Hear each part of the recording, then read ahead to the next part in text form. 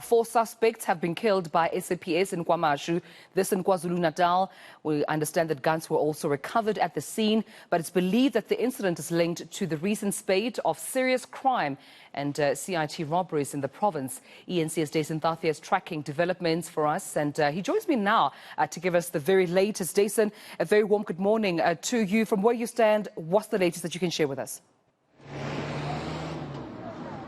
So while we were waiting here, I was just trying to engage with some of the community members that have gathered here. You can see that there are a lot of people that are standing around that location where those suspected robbers were shot dead by police early this morning. And I was just trying to get a sense about what they had heard or what they had seen. And some of them, although they were a bit afraid to speak on camera, but they were saying to me they did hear this exchange of gunfire. They were a bit alarmed about what was taking place, because there are a lot of houses that are around where I'm standing now.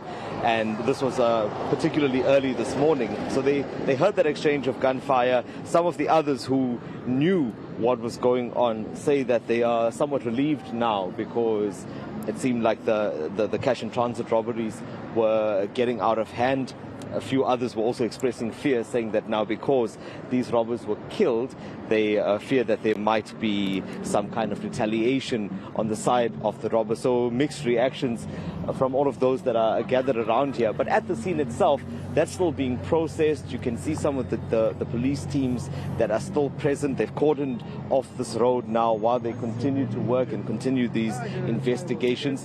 This, it seems, is a small piece of the puzzle, although it is a breakthrough, and it comes at a time when the province is in the grips of cash and transit robbers that have been committing these crimes across KZN. And it's not just in Durban. I mean, there are places that are an hour, 2 hours away from here, on the south, on the north, and we've been seeing this more and more frequently. So this now is just one part of that puzzle that the police are trying to put together, in that they are trying to locate the gangs that are responsible for this. But it would seem in these initial moments that it's not necessarily just locals that are involved here, because there were also suspects from Limpopo that were among those that were shot dead here.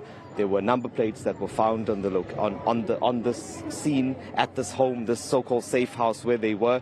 And that could have been used to be put onto vehicles that they would have been using in these robberies when they were confronting these cash vehicles. But if you had to look at any of the videos that have been circulating recently showing these cash and transit heists, you'll see how brazen these attacks are. They're happening on public roads. They're happening in close proximity to other traffic, to houses, to people, and all of this just to get whatever is being transported by those vehicles. I want to bring in Brigadier J. Naika once again here. Brigadier, just if you could just talk to me about some of the work that will now need to be done after this confrontation that took place here, leaving these 4 dead. What else is on the cards by the police teams that are working on this? Look, the scene is very active. I see the explosive unit has just arrived. We're busy removing the explosives. Our crime scene experts have also arrived now so that they can comb through the scene. Definitely, we will find a lot of exhibits linking these guys to other crime scenes and linking them to other people that might be part of this bigger group that's been responsible for cash and transit robberies. As I indicated earlier on, our job is still not done. We still got a lot of work ahead of us, and we are very confident that the team will be able to make a breakthrough in terms of the outstanding suspects. Brigadier, I'm just looking at this house, and it brings to mind the expression of hiding in plain sight. I mean, if you look around us, there are houses here, it's a busy place. But that's where these suspects were allegedly hiding out, in a safe house, and it's not the first of its kind. How is it that police are going to crack open these cases when you find situations where these criminals are just seemingly blending into normal neighborhoods? Definitely. One of the first things is we're going to look at the owner of the house, because we're quite convinced that he would know that he has been renting his house out to criminals, and they're using it as a safe house. So that is something we're going to be looking into. And obviously, another concern being is that the communities are protecting. They would see these illegal movements, vehicles with different registration plates moving around. but it doesn't get reported. I think you've seen the videos that were circulating of the previous cash-in-transit robbery that took place here, where members of the community were clapping their hands and ululating when that took place. It shows that certain members of the community do support these criminals, and that's something we're concerned at and working with the community policing forums to say that people need to, if you see something, you need to say something.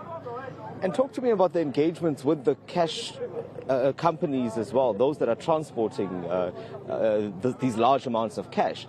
Are there conversations that are taking place? Because it really seems like they are being targeted right now, and one has to wonder what precautions are being put in place to ensure that that money is not as easily accessible. Yes, no, definitely. We as I said, you can see these guys are quite brazen.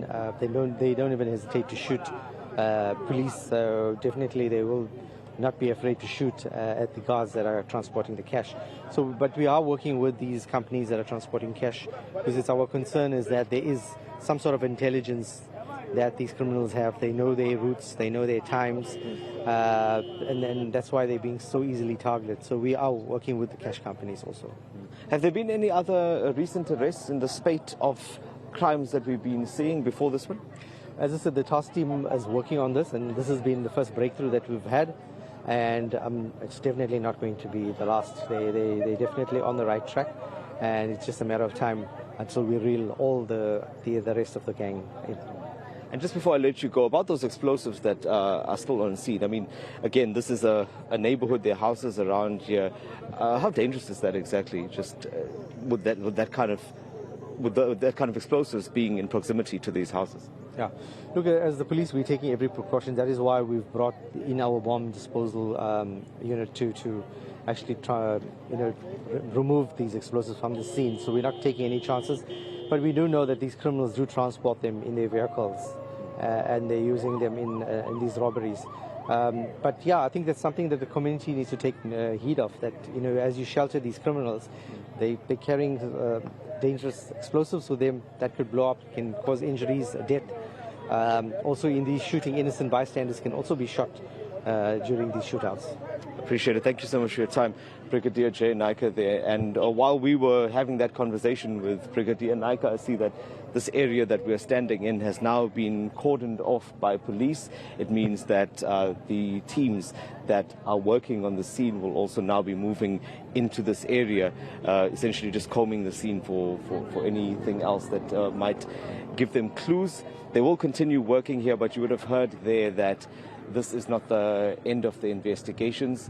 They're also calling on the community to speak out when they see such incidents, because once again, this group was effectively hiding in plain sight right here in KwaMashu. Yeah, and you're absolutely right about, the fact that they're able to blend in so well, Dasen, with the rest of the community. These are houses all over, in the same area. One would not suspect, unless if, from what the Brigadier says, and oftentimes residents know who the criminals are, but these issues go unnoticed, and that perhaps they're making, their job a lot more difficult. We'll continue tracking down this story, regarding the 4 suspects, CIT suspects, in as far as CIT robberies are concerned, are in eThekwini, linked to, possible various other CIT robberies out in the province of KwaZulu Natal, just to see, of course, what is the very latest. Brigadier Naidu, they're saying that it's still very much an active scene, and I'm sure we'll come back to Dasen Thathiah as soon as there are any other developments.